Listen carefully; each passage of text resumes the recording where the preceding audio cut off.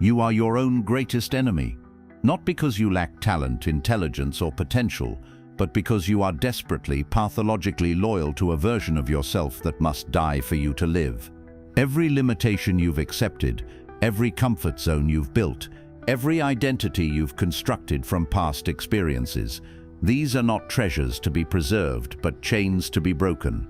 Tonight we confront the most brutal truth about transformation. To rise, you must betray who you were.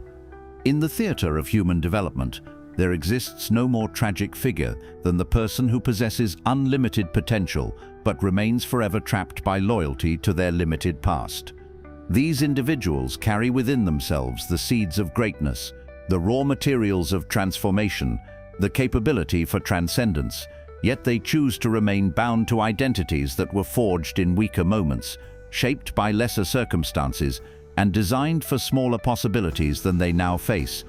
Tonight, we descend into the philosophical depths where comfortable self-concepts go to die and powerful new identities are born from the ashes of what we once thought we were. We will explore why your current identity is not your authentic self, but a collection of limitations you've mistaken for personality, why your past achievements may be the greatest obstacles to your future success, and why the courage to betray your former self is not self-destruction, but the ultimate act of self-creation.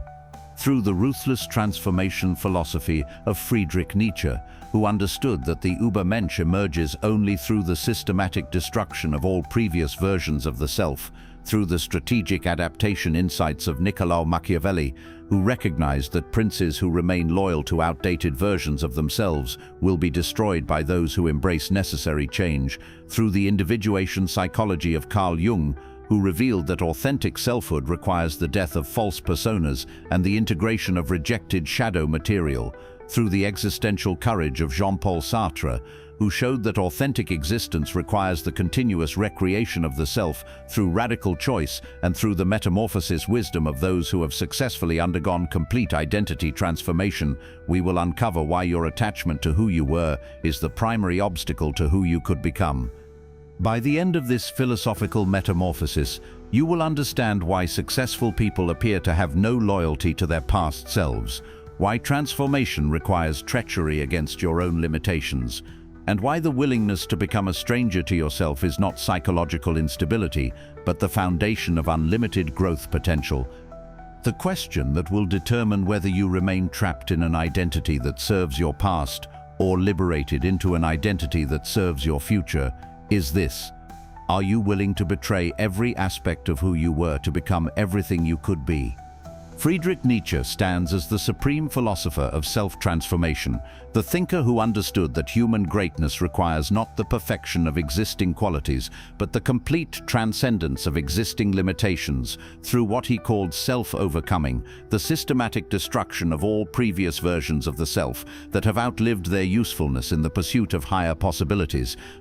Nietzsche's concept of the Übermensch is fundamentally about betrayal, the betrayal of human limitations, social expectations, moral constraints, and most importantly, the betrayal of every previous version of yourself that accepted those limitations as permanent rather than temporary obstacles to be transcended through will and strategic intelligence.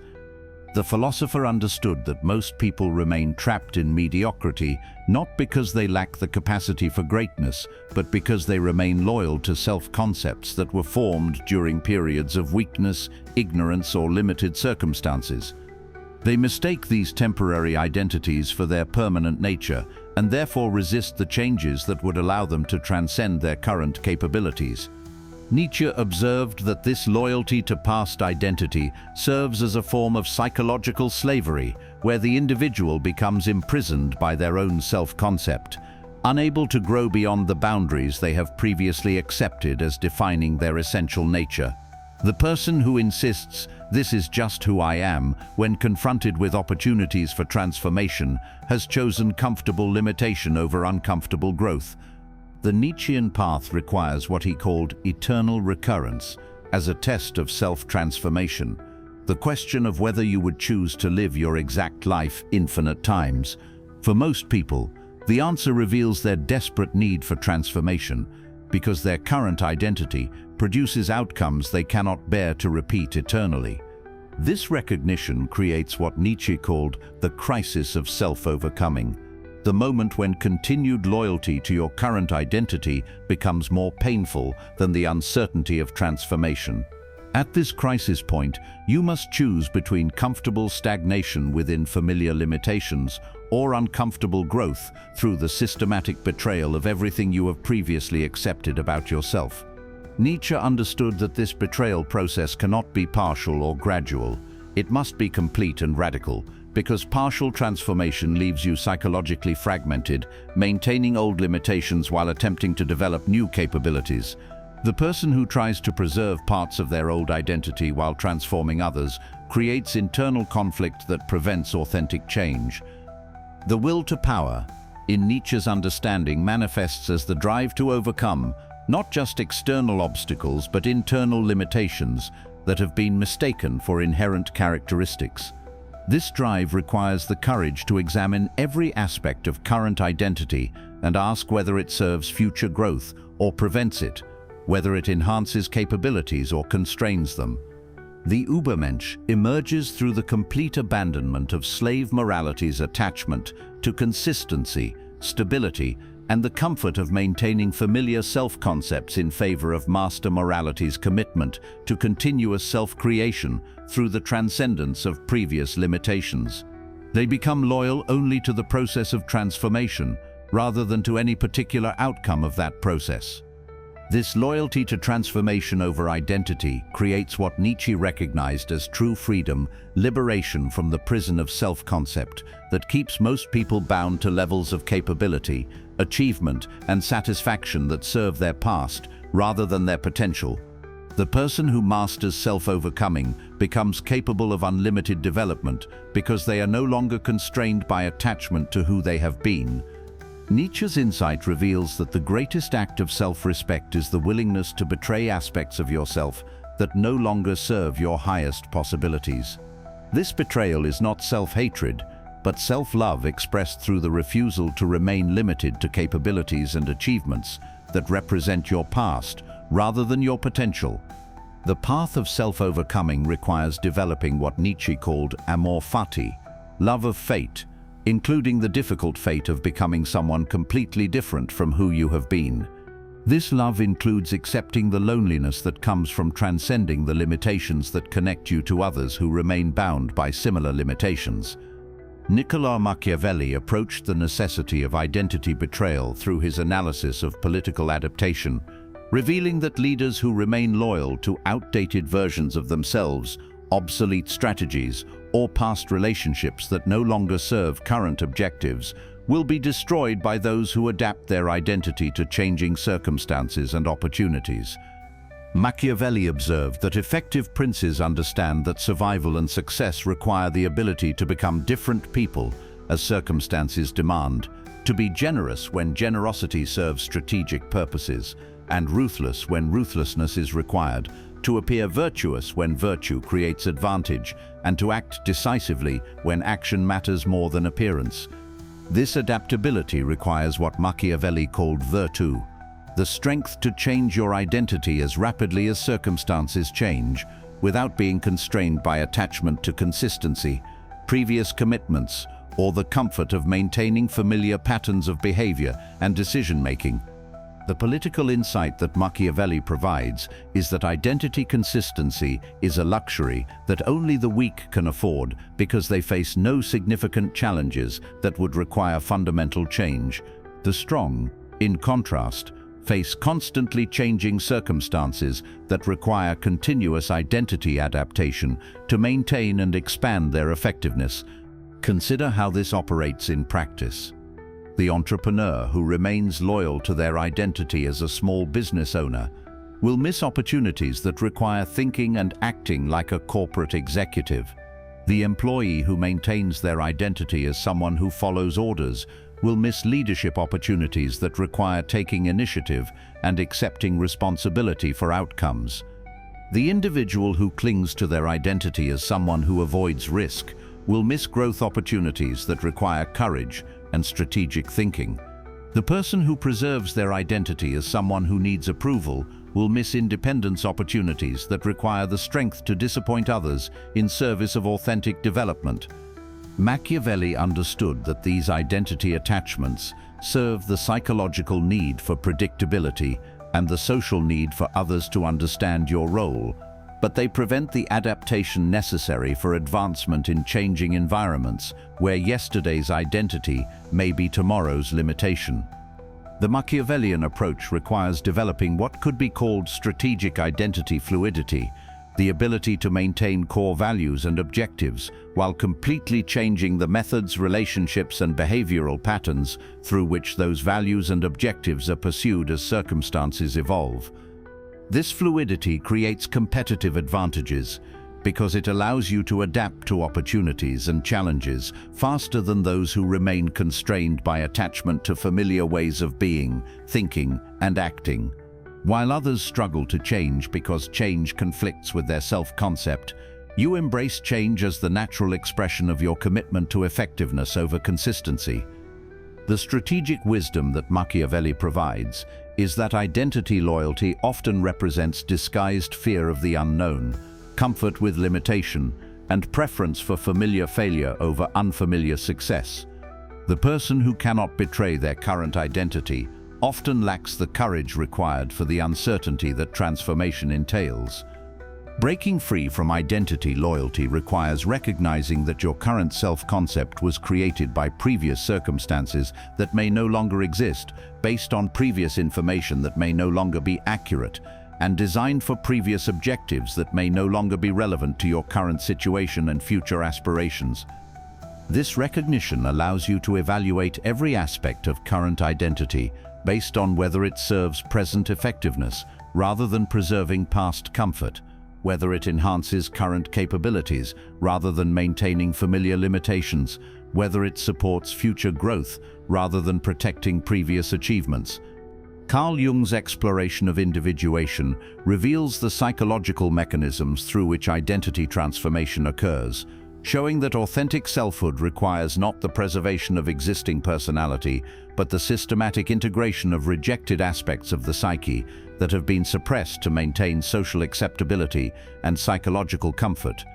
Jung understood that most people's conscious identity represents only a small fraction of their complete psychological potential, because large aspects of their personality have been relegated to the unconscious shadow to maintain compatibility with family expectations, social norms, and personal comfort zones that prevent full self-expression. The individuation process requires what Jung called the encounter with the shadow, the recognition and integration of rejected aspects of personality that contain both destructive potential and creative capabilities that are essential for complete human development. This encounter necessarily involves betraying the conscious identity that was constructed through shadow rejection. Consider the individual who has built their identity around being nice by suppressing their capacity for aggression, competition, and strategic manipulation. The individuation process requires integrating these shadow qualities not to become cruel, but to become complete, to have access to the full spectrum of human capabilities, rather than limiting themselves to socially acceptable aspects of human nature. The person who has constructed their identity around being rational by suppressing their emotional, intuitive, and creative capacities must integrate these rejected aspects to achieve psychological wholeness. The individual who has built their identity around being independent by rejecting their needs for connection, support, and collaboration must integrate these shadow elements to become authentically self-sufficient rather than defensively isolated.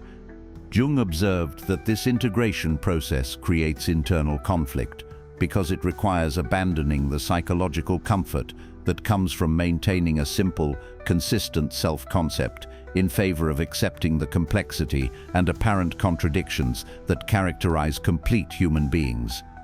The person undergoing individuation must betray their previous identity as someone who fits neatly into social categories, maintains consistent behavioral patterns, and can be easily understood by others in favor of becoming someone who expresses different aspects of their personality according to circumstances and authentic inner promptings.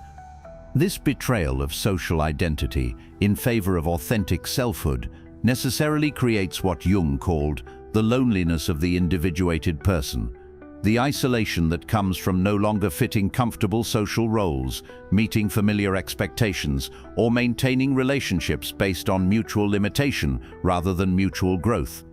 Jung understood that this loneliness is temporary and necessary. It represents the space between losing false connections based on limited identity and developing authentic connections based on complete selfhood. The person who cannot bear this transitional isolation will retreat to previous identity limitations rather than completing the transformation process. The Jungian insight reveals that identity betrayal is not self-destruction, but self-completion, the process of becoming who you actually are, when all social constraints, psychological defenses, and comfort-based limitations are removed. This process requires courage, because it involves discovering aspects of yourself that may conflict with everything you previously believed about your nature. The individuation process also requires what Jung called the transcendent function, the ability to hold opposing aspects of personality in creative tension rather than resolving them through the elimination of uncomfortable elements. This function allows you to maintain coherence while expressing different aspects of your complete nature according to authentic inner direction rather than external expectation. The practical implications of understanding that rise requires identity betrayal extend into every area where your current self-concept may be limiting your potential for growth, achievement, and authentic self-expression. This understanding eliminates the waste of energy that comes from trying to maintain identity consistency while pursuing transformation that requires fundamental change. In professional development, identity betrayal means recognizing that your current professional identity may be the primary obstacle to career advancement that requires thinking, acting, and positioning yourself at higher levels of responsibility and capability. The employee identity must be betrayed to develop executive capabilities. The follower identity must be abandoned to develop leadership skills. This professional identity transformation requires not just learning new skills, but developing new self-concepts that support the exercise of those skills in real-world situations. The person who learns leadership techniques while maintaining a follower identity will never exercise leadership effectively because their identity constrains their behavior, regardless of their technical knowledge. In relationship contexts, identity betrayal means recognizing that your relationship patterns may reflect identity limitations rather than authentic preferences or unchangeable personality traits. The person who consistently attracts dysfunctional relationships may need to betray their identity as someone who needs to be needed, who avoids conflict, or who sacrifices their interests for others' comfort. This relationship identity transformation requires developing new patterns of interaction that may feel unfamiliar or uncomfortable initially, but that serve your authentic development rather than maintaining familiar limitation. The people pleaser must betray their people-pleasing identity to develop healthy boundaries. The conflict avoider must abandon their conflict avoidance identity to develop assertiveness skills. In personal development contexts, identity betrayal means recognizing that your self-improvement efforts may be constrained by attachment to identity elements that prevent the changes you claim to want. The person who wants to become confident while maintaining their identity as someone who needs approval faces an identity conflict that prevents authentic confidence development. This personal development transformation requires abandoning identity elements that served previous circumstances but prevent current growth. The victim identity must be betrayed to develop empowerment. The perfectionist identity must be abandoned to develop resilience. The control identity must be transcended to develop adaptability. The process of strategic identity betrayal requires what could be called identity audit, the systematic examination of every aspect of current identity to determine whether it serves future growth or prevents it, whether it enhances current capabilities or constrains them, whether it supports authentic self-expression or maintains comfortable limitation. This audit involves asking specific questions about each identity element. How did I develop this aspect of my identity? Does maintaining this identity element serve my current objectives? What would become possible if I abandoned this identity limitation? What am I afraid will happen if I change this aspect of myself? The answers to these questions reveal which identity elements deserve preservation and which elements represent limitations disguised as personality traits that prevent access to capabilities and opportunities that require different ways of being, thinking, and acting. Building identity transformation capability also requires developing what could be called transition tolerance, the psychological strength to function effectively during periods when your old identity has been abandoned, but your new identity has not yet stabilized. This tolerance cannot be developed intellectually, but must be built through repeated experience of identity change. Most importantly, identity transformation requires accepting that others will resist your identity changes because your transformation threatens their comfortable understanding of their relationship with you and their own identity limitations. Family members who benefited from your previous identity will pressure you to return to familiar patterns. Friends who shared your limitations will attempt to pull you back to previous levels. These resistance attempts represent tests of your commitment to transformation versus your attachment to others' comfort with your limitations. The person who cannot withstand social pressure to maintain familiar identity will never complete transformation processes that require becoming someone others don't recognize or understand. The ultimate recognition is that identity betrayal is not the abandonment of your authentic self, but the abandonment of limitations you mistook for your authentic self. Your real identity is not your past patterns, but your unlimited potential for continuous growth, adaptation, and self-creation according to evolving circumstances and expanding possibilities. The person who masters identity transformation discovers that they are not a fixed entity with permanent characteristics, but a dynamic process of continuous becoming that can adapt to any circumstances, develop any needed capabilities, and pursue any chosen objectives without being constrained by previous versions of themselves. This mastery creates unlimited freedom because it eliminates the internal resistance that comes from trying to maintain identity consistency while pursuing growth that requires fundamental change. When you become loyal to transformation rather than identity, every limitation becomes temporary and every capability becomes possible. The choice that determines whether you remain trapped in an identity that serves your past or liberated into unlimited potential for continuous self-creation is ultimately simple. Will you continue protecting identity elements that prevent your growth, or will you develop the courage to betray every limitation you have mistaken for your authentic nature?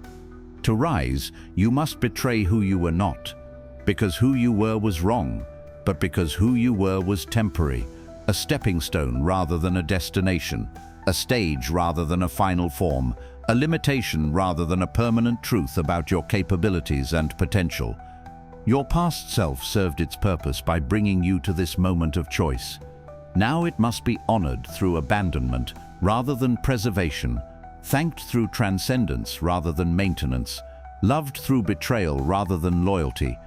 Stop being loyal to limitations you accepted when you knew less, had fewer resources, faced different circumstances, and possessed smaller visions of what your life could become.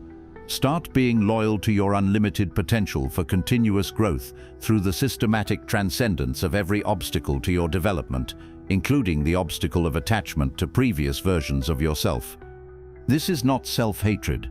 This is self-love expressed through the refusal to remain bound by what you have been in favor of unlimited exploration of what you could become. This is not instability. This is the ultimate stability that comes from loyalty to growth, rather than attachment to form. The caterpillar must betray its caterpillar identity to become a butterfly. The seed must betray its seed identity to become a tree. You must betray your limited identity to become unlimited. Your transformation awaits your willingness to betray every aspect of who you were that prevents you from becoming everything you could be. Make that betrayal now. Rise through treachery, against your own limitations, Ascend through abandonment of familiar constraints. Transform through the systematic betrayal of every identity element that serves your past, rather than your potential. To rise, you must betray who you were. Begin the betrayal now. Your unlimited future is waiting for you to stop being loyal to your limited past. Betray, transform, rise. The person you could become is calling for the death of the person you have been. Answer that call. Commit that betrayal. Complete that transformation. Your rise begins with your betrayal of who you were. End the loyalty. Begin the ascension.